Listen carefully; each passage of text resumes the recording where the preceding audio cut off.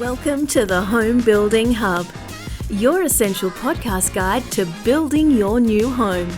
Hosted by industry experts Colin Bischoff and Darren Brennan, this conversational podcast will help better educate you about all things new home building so you can avoid costly mistakes and enjoy your building experience to the fullest, no matter which home builder you choose.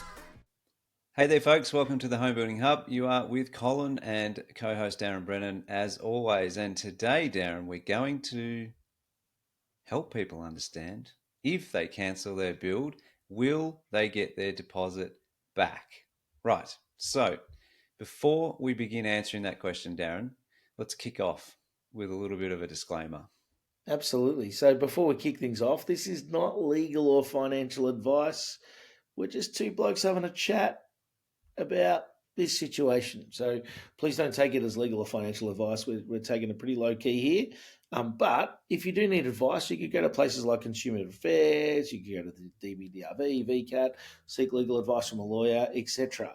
But we are not giving any legal or financial advice here whatsoever. So that's it. Yep. Let's kick it off, mate. Tell us all about it. Yeah. This is an interesting one. We really want to highlight, I guess, a bit of the process for you up front so you understand when you're putting some money down, what it's for, and why you perhaps will not be getting that money back in most cases, some of it or all of it. So to start from the start, when you commence your initial paperwork with a builder, you're generally meant to sign what's called a PWA, or a preliminary works agreement. Okay, that's the first step. The days of deposit, we're not meant to use the term deposit, Darren, anymore. We're meant to use the word preliminary fee, but everyone still calls it a deposit, clients and consultants alike, because it's the language, right? A preliminary fee is paid to, alongside a preliminary agreement in Victoria. And that outlines the initial steps of understanding between the home builder and the potential customer that you're entering, I guess, before you're entering into a contract, of the things that need to be completed to get you to that point. Okay. So what that basically means is when you've got a quote in front of you that you're happy with and you're ready to pay a preliminary fee or a deposit to the builder's saying, okay, well, here are the things we're going to do for you, and here are the things we're going to spend that money on, drafting and admin and this and that, right? Which we'll go into a little bit more detail for you. But I just want to make it really clear in terms of a general understanding. You're going to put some money down and you're going to be told what that money is going to be spent on. That is a preliminary agreement in its shortest form, right? Understanding you also, when you do that, it's going to be non-refundable because those items are going to cost the builder money to do. Okay, so there's things that we'll explain in this episode. So that's the general gist of it, Darren. Let's maybe dig a little bit deeper. So what does it mean, and what will you get for your money? Absolutely. I'll run through the details on that. So number one, it's a non-binding agreement, right? The preliminary agreement is generally non-binding and serves as a first step to discuss the project. It's not a formal contract. So you haven't signed a formal contract. It's just simply a non-binding agreement, right? The initial deposit, right? Customers or consumers may be required to pay and they call it a small deposit.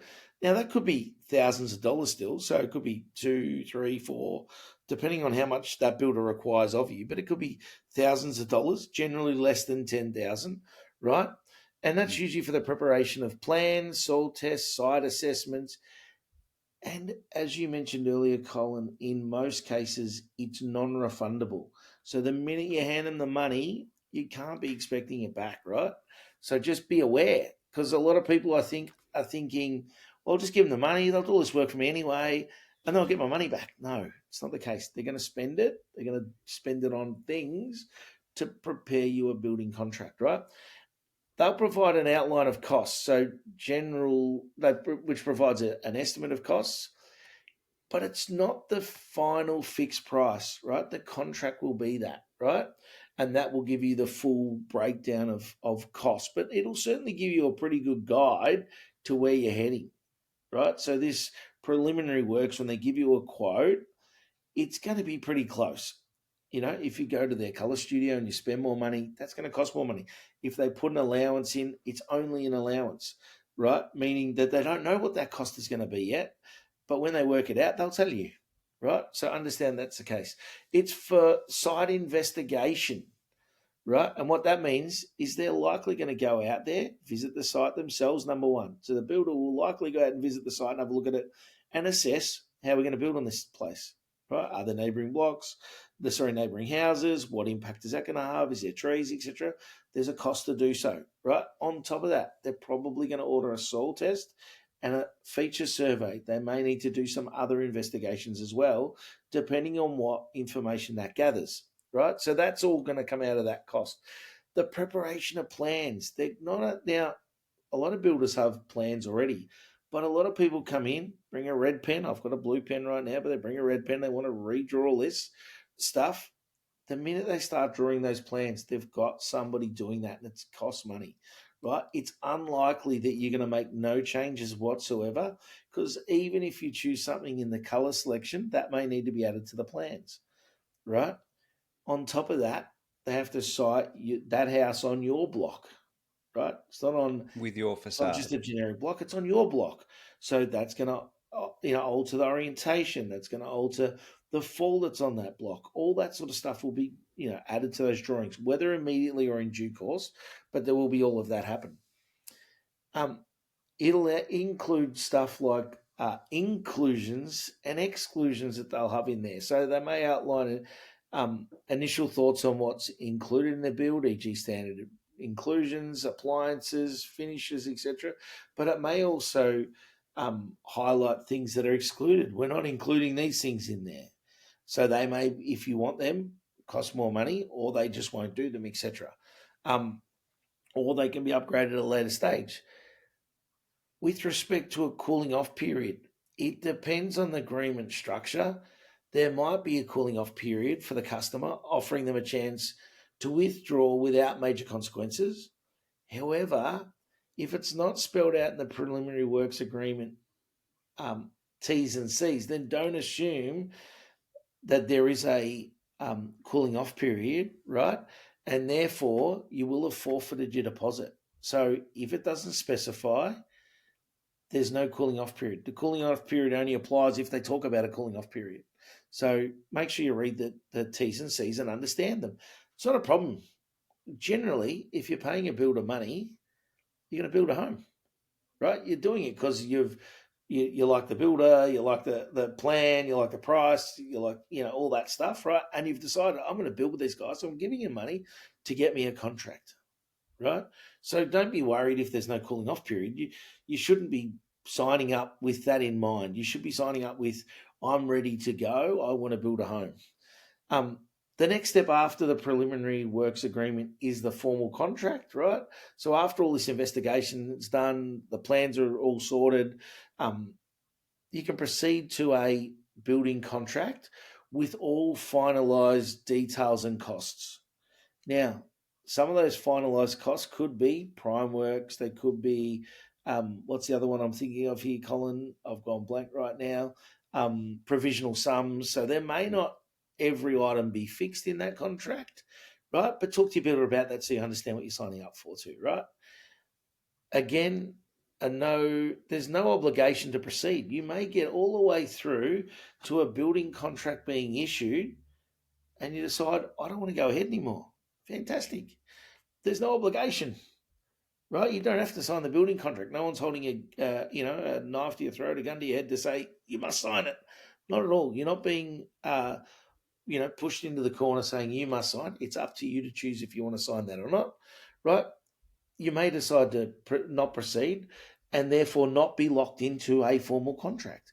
Again, understand when you sign the formal contract, a whole lot of another set of rules and conditions apply that apply to both you and the builder. You're both obliged to those conditions of the contract, and that is there to protect both parties. So be mindful that, if you get to a point, everything's presented and you're not happy, you don't have to sign. You can choose to walk away, right? Cost reimbursement. If the customer decides not to proceed, they will likely have forfeited their initial deposit to cover the cost incurred by the builder during the preliminary stages, right? Pardon me. So understand that it's most likely your money's gone. So whatever that is, $1,000, $1,500, $2,000, $3,000, they've spent the money in preparing all of this documentation and getting you through this journey, right? This agreement helps ensure that both the customer, consumer, and the builder are on the same page about the scope and direction of the home being built before committing to a full contract, right? You can also walk into some builders and say, I would like to buy that house and land package. And they say, fantastic. You don't need to give us any money until you sign this contract, but I'll have the contract for you tomorrow because we've already done all the works. We've already agreed on what the plan's going to be. That's the plan. This is it. Sign the contract, away you go, and then pay the full 5% deposit at that point straight away.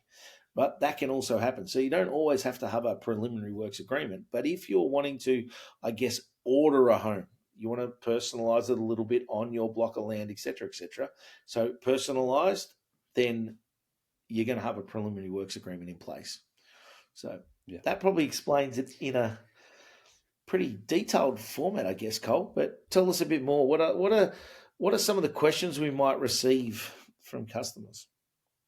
Yeah, well, I guess the main question is, well, can I have some money back, or can I have my money back if they, for whatever reason, decide that that's not for them? Sometimes they went in a little bit quick. Sometimes Uncle Gary told them not to do it, as we've discussed about Uncle Gary a few times. Sometimes they found a better option somewhere else. Whatever the reason may be, like Darren explained, the bottom line is you've got an agreement to. I like the term your initial scope. Because it's not the be all and end all contract. It's really to get us to contract, we need to tick a few boxes. And to tick those few boxes, we need to pay people to do that. And in order for that to happen, you need to pay us to pay those people to do it. It's going to cost you X $1,000, under 10, it could be 2, 3, 4, 5, 6. And you agree to pay us that $5,000. We'll go and get those boxes ticked for you. And then you get the contract ready and you can proceed if you want, or you don't have to. But you won't be getting any money back. So that's very common, I think, Darren, as the main question. People have to understand, like just thinking about whatever work you do right here, right now, whoever's watching or listening, like you don't work for free, and if you think if 10 people or 20 people or 50 people all ordered a new home and you expect that builder to don't go and do all that work for free, do the drawings, set up the job, create, the admin stuff. Like there's so much work that goes into each and every file because building a home is a complex process with so many steps.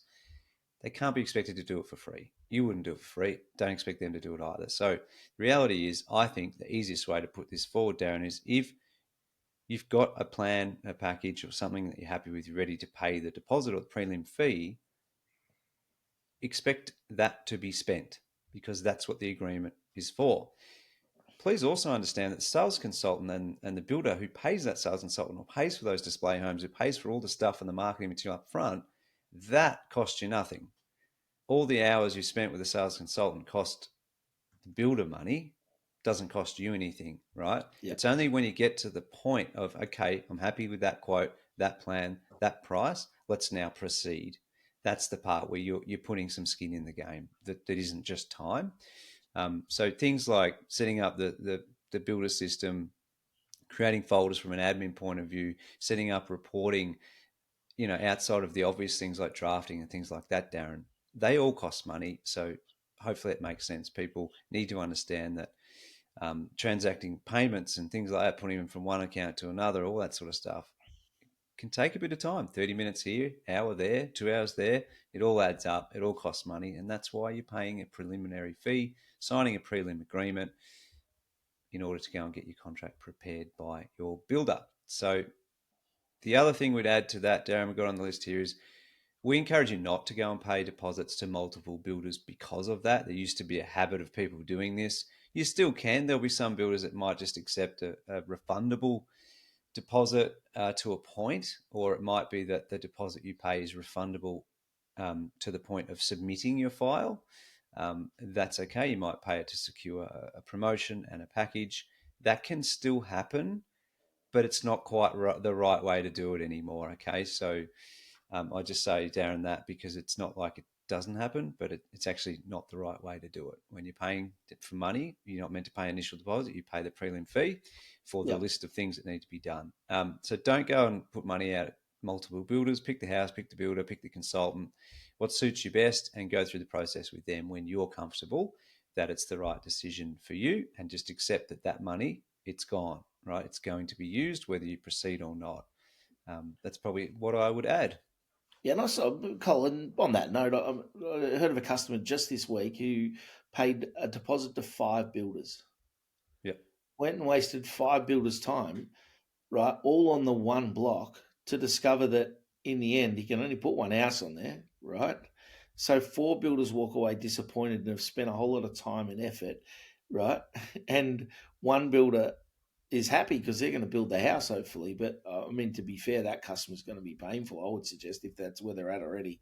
So good luck to that builder. But this is what often happens: is they'll pay multiple deposits to multiple builders and then complain when they don't get their money back. Like, hold on, the builders spent that money Yeah. generating information, paying for staff to do tasks, even as simple as, yes, they've bank transferred the deposit, but they've got to find that money in the bank, allocate it to a job that they've now set up in their system, create folders for all the information to go into.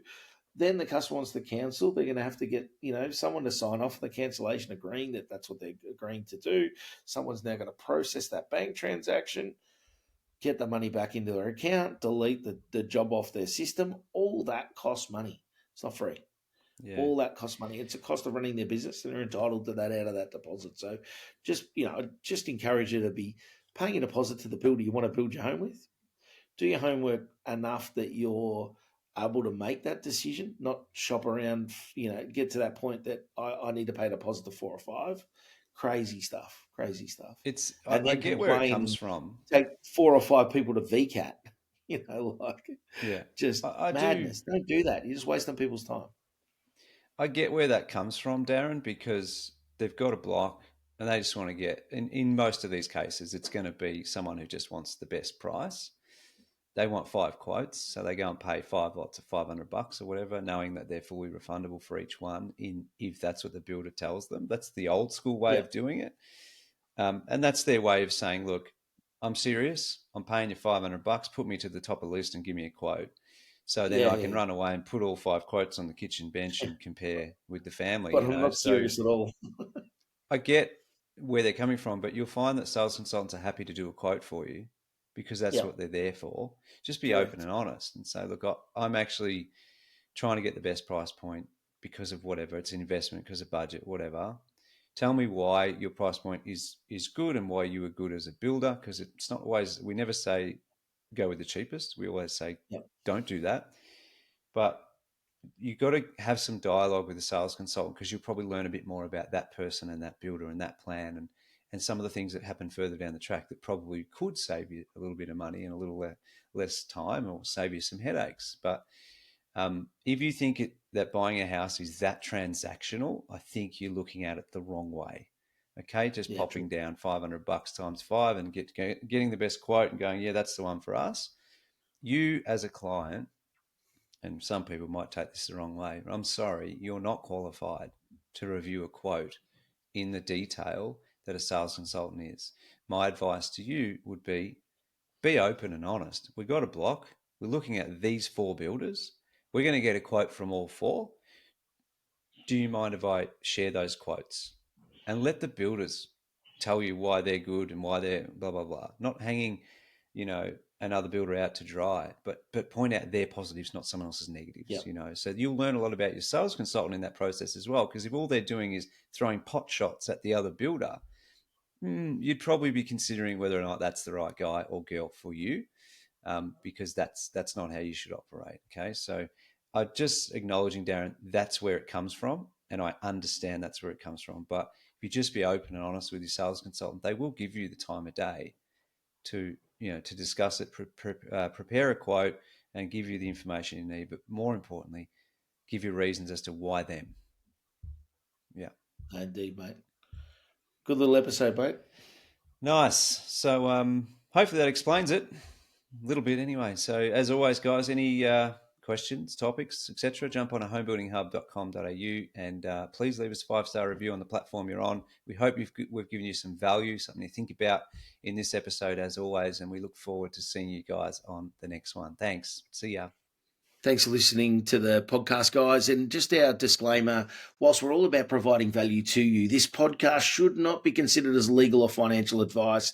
It contains general information only, and you should seek out independent professional advice on your personal situation before making any legal or financial decisions.